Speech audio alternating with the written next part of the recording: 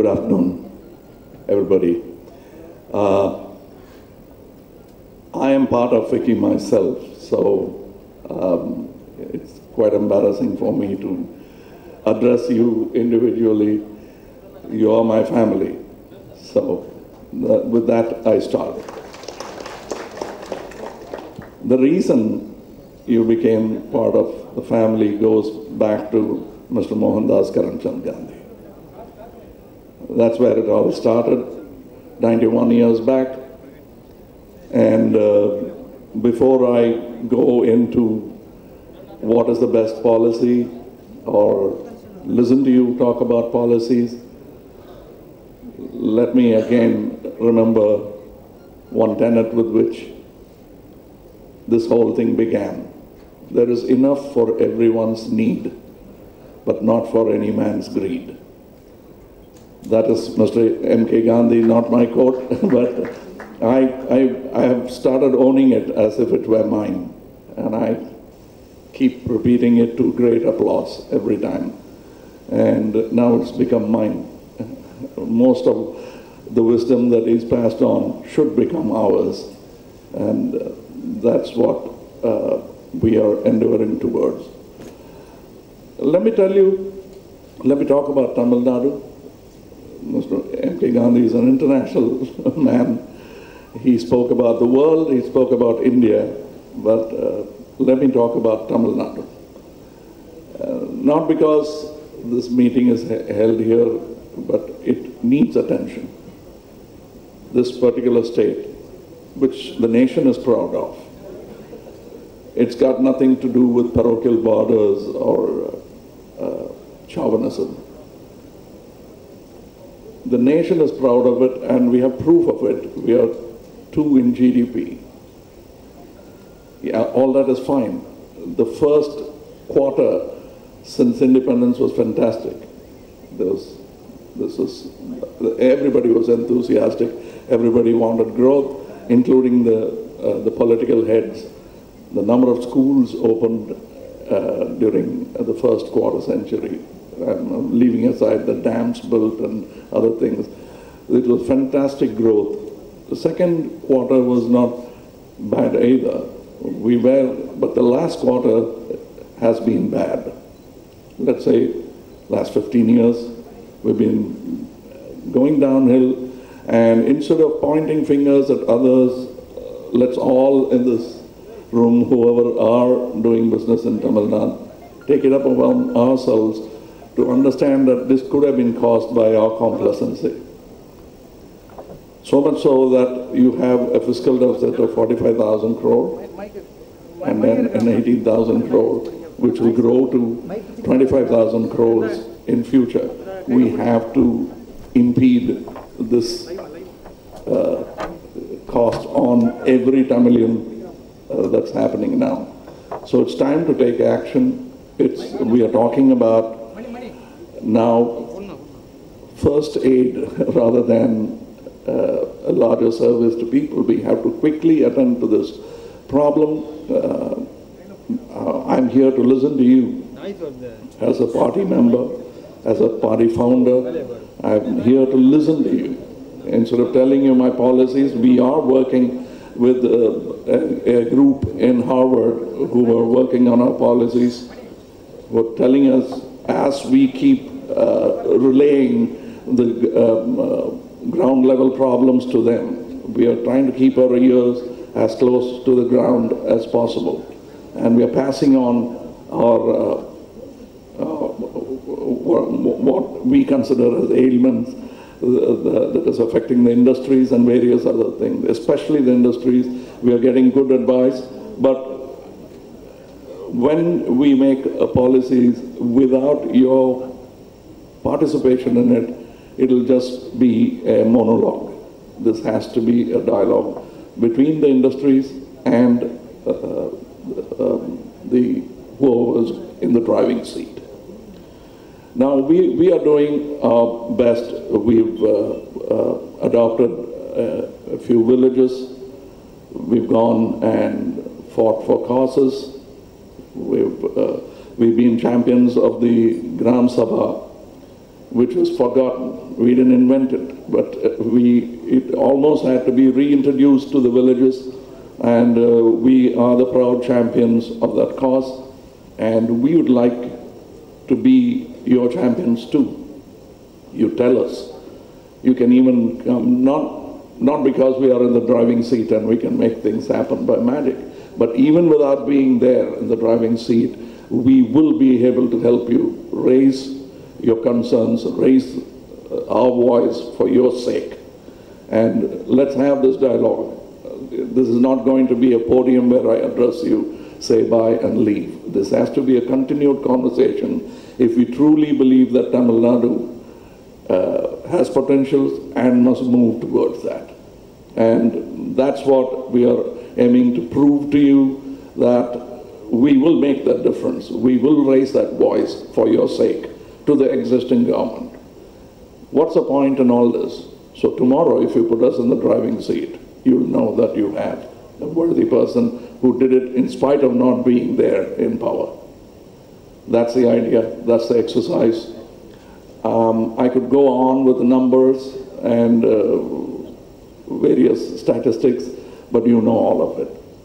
So I'm not going to bore you or even pretend that I know a little more than you. I don't.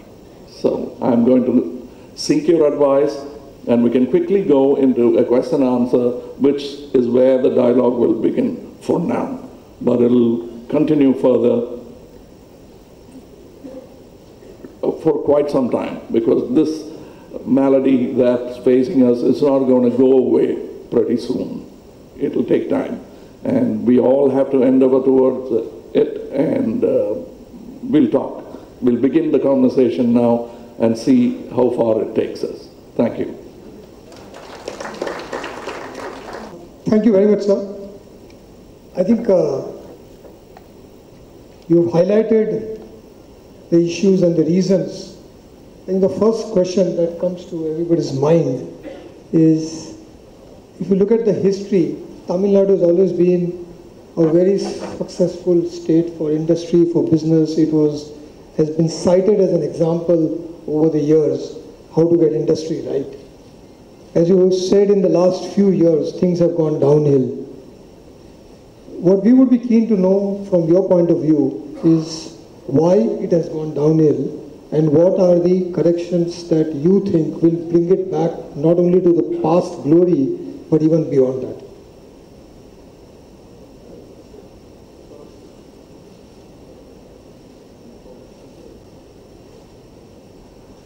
Thank you.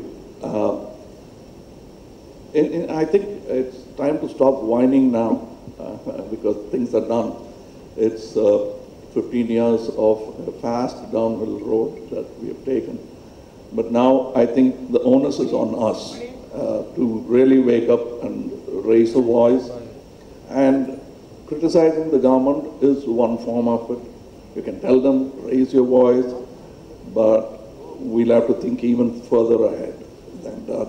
And one of the things that I truly believe that industrialists can do is, I truly believe that the survival of Tamil Nadu is mainly going to be from small entrepreneurs. The big ones are there, we're proud of them, that's fine. But we must also build small entrepreneurs, because $1 million companies still makes a $6 billion company, according to me. And I know, yeah, thank you. You can, feel free. But at the same time, we must have our big giants too. But we must take this forward, and we will help that happen. That will increase employment. That's what we have to do. And the government, of course, will have to help. And we must insist that they do. What happened in the 15 years, that post-mortem is not the most important exercise now, because that's done. And now we have to think ahead.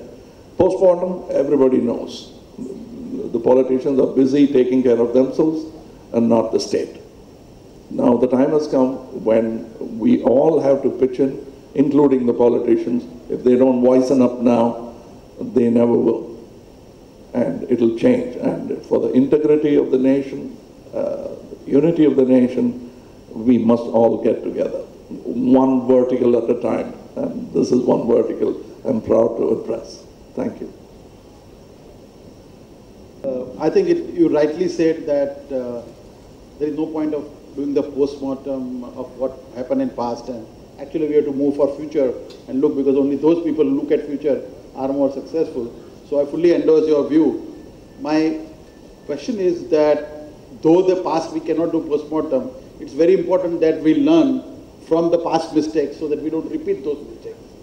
So what are the three important things which you feel should not be done in Tamil Nadu or in India to make sure that our future is bright?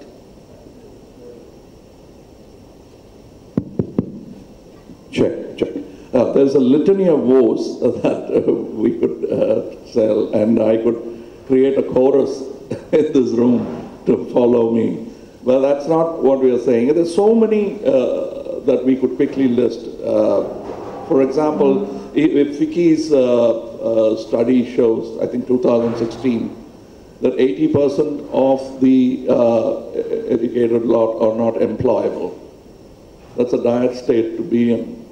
And that's why I'm pushing towards small business enterprises, because at least they will divert their attention towards better self-improvement, and more employment opportunities would come out of it. Right now we have engineers ready to become village administration officers, PhDs who sign up to become village administration officers. That should change. And I think, having been part of skill set development council in Vicky, I feel that that's a new satyagraha that the nation should take up. Developing the skill of the nation in every vertical.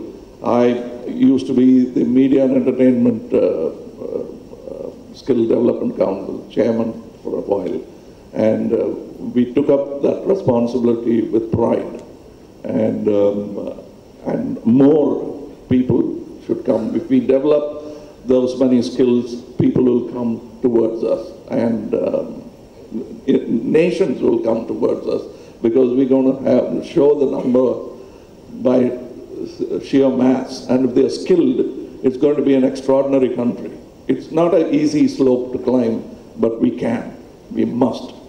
And we already have good things going for us, like we are bilingual in nature, which is fantastic. So that way we are a step ahead of China, who's trying to catch up by teaching the population English. So we have the many things. What should be done, we all know. The government should be running proper educational institutions, at least monitoring whether they are being done. Instead, spends most of its energy in task mark.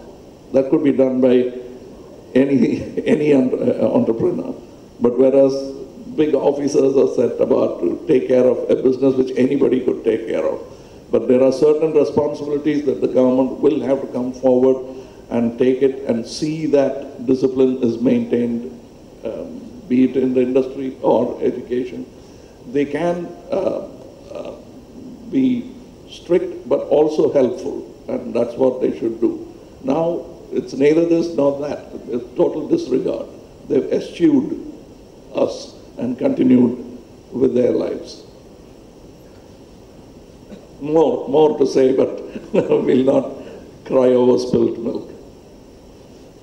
I think we have a few questions from the audience, so we'll just throw open to more on that. I think we had Ashank wanted to ask a question. He had indicated he wanted.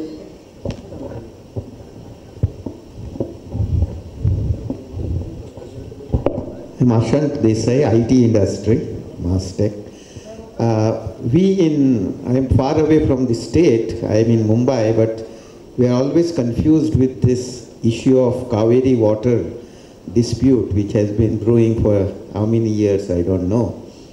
There is a tribunal which gave some 192 CM, and now the Supreme Court has reduced it. I think both the parties are unhappy all the time. And then there is some board to be formed, which I think Karnataka doesn't agree, etc. What are your views, and what do you think should be done? Because this needs to be resolved someday, I hope. Yes, it can be done, because there are precedents. The Honorable PM, while he was in Gujarat, was able to settle a dispute, so a very similar dispute between four states. Four states, I think. 4 states. So, 4 or 3? 4 states. So it is not such an insurmountable problem. If the politics will just stand aside and logic will come into place, logistics will come into place, then we can quickly solve the problem. But it seems like people are driving it. They are not. It can be solved, but it has to be left to the actual users. There was something called the Kaveri family. The farmers had a communion. They spoke to each other, and that begat better results than all this squabbling in the court. Because ultimately, Kaveri was there when we were monkeys, and it will still be there. We only hope that we don't pollute it, that you can't call it Kaveri anymore. That's happening. What we can do, as far as whatever the numbers, we'll have to fight for our rights. We will. We can't even bring about the logic of riparian rights, because nobody seems to be hearing. But there is something that has to be done which they are not doing. That's because politics is meddling with it. Too many cooks is spoiling the river. But what we can do, the best we can do in a situation like this, is to conserve water. The rainfall in Tamil Nadu is enviable, very enviable compared to other states. We have abundant rain, and we have been draining it all away with disregard. Chennai itself is a great example of how 2 rivers have been turned to sewers. In my time, I have seen that it may not have been potable, but at least it was navigatable. I could dip my hand in it and come back without jaundice. But that's not the case now. It's a simple solution. An engineer would be able to give a simple solution to solve that problem. It's not been solved. In the last 40 years, promises have been made.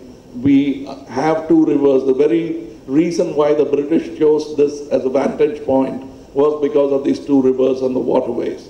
We've ruined it all. That's what we have to take care of. We have to take care of our water bodies and conserve and garner all the rainfall that we are getting. That's the best that we can think of at this moment. But the debate for riparian rights and water to come into Tamil Nadu will continue. It's now become boring for the onlookers, because we know why it's going on. It's pure politics, and it should move away from it and come towards the people. Thank you, sir. Will you be able to continue your political journey, even if it is not able to capture the power, irrespective of success or failures in capturing the power? Are you sure about continuing your political journey? Yes.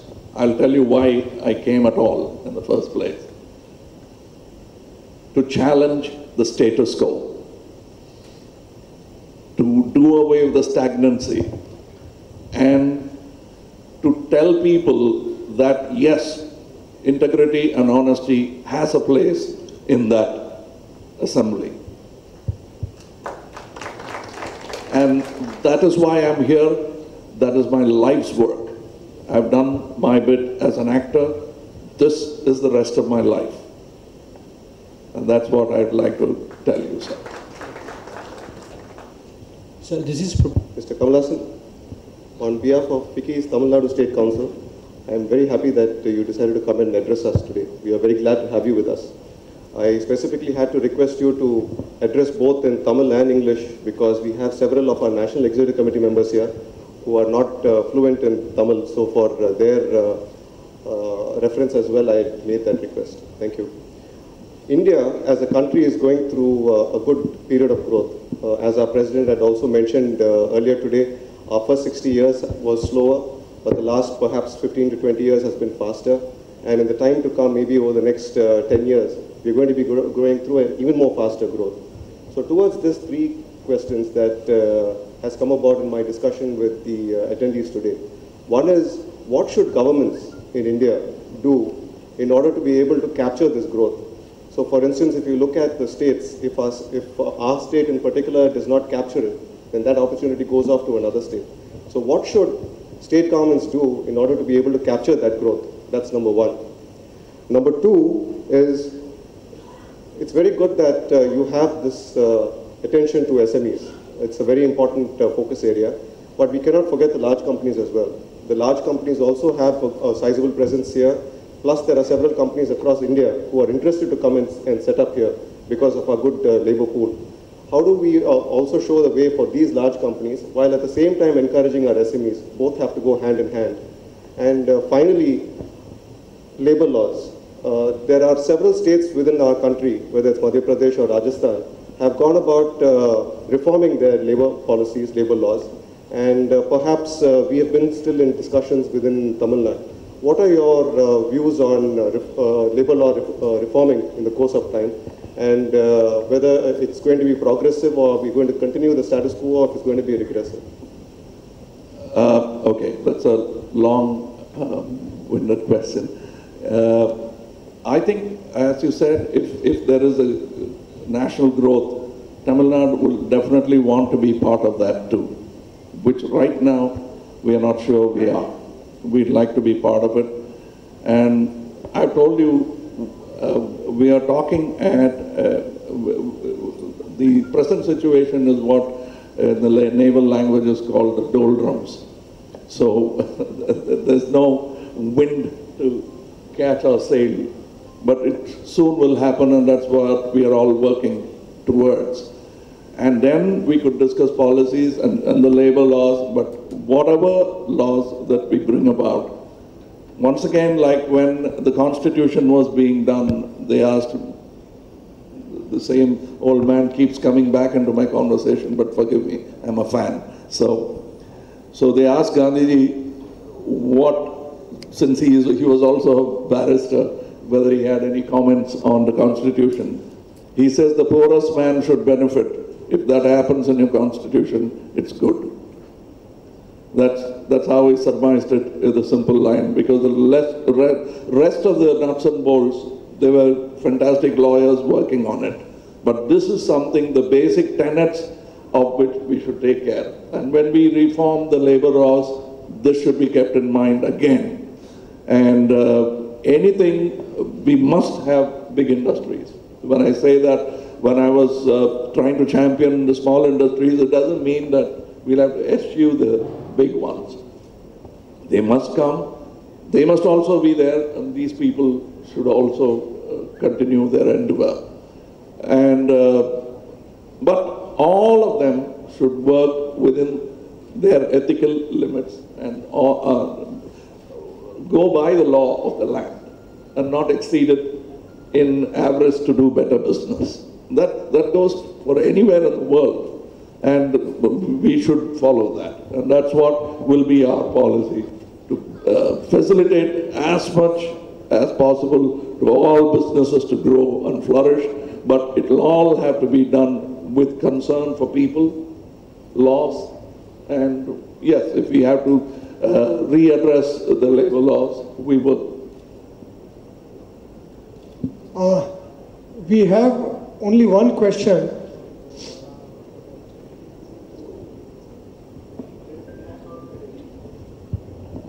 Can you get in the mic, please? Sir, I think congratulations for taking up the case for Tamil Nadu.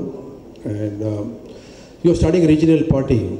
The bigger question is, we are part of a national federation, and what is good for the state like Tamil Nadu for development? A strong single. What is good for Tamil Nadu? A strong national party like BJP and Congress in the center, or a coalition of all regional parties forming a central government? Which will be better, in your opinion, for the development of state? I think we must have the federal outlook. Thank you, sir. Thank you. I have some supporters here for that.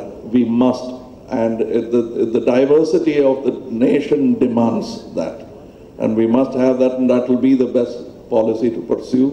Whatever happens in the center, whether it's coalition or it's a large government, we should never let go of the regional rights, and we should have that, not wait for concurrence on every little step that we are taking forward. That's our view. That's Makkal Needhi Mayyam's view on it.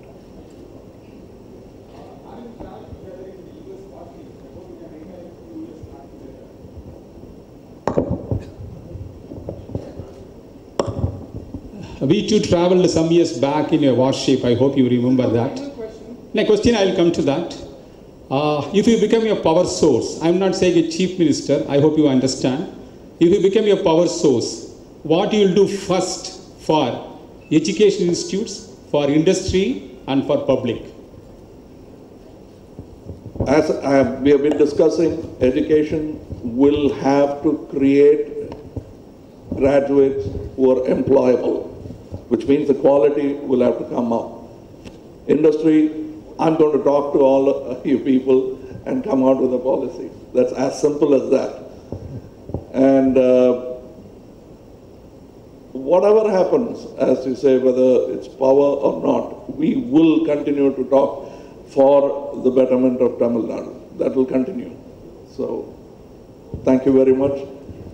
And yeah, I think we Can I ask one question? No further questions. So it's my pleasure to propose a vote of all the people, the men and women here have been fans of yours, of your long and distinguished career.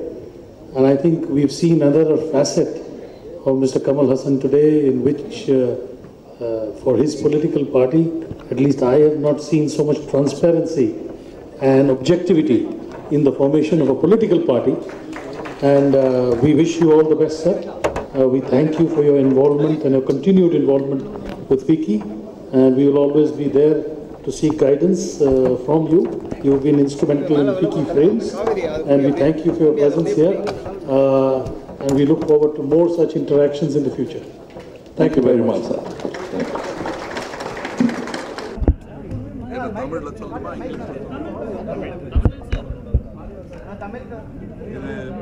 காந்தியார் துவங்கி வைத்த ஒரு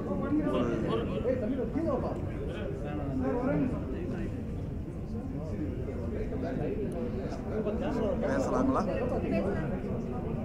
இது திரு காந்தியார் அவர்கள் துவங்கி வைத்த ஒரு chamber of commerce 91 வருடங்களுக்கு முன்னால் துவங்கப்பட்டது.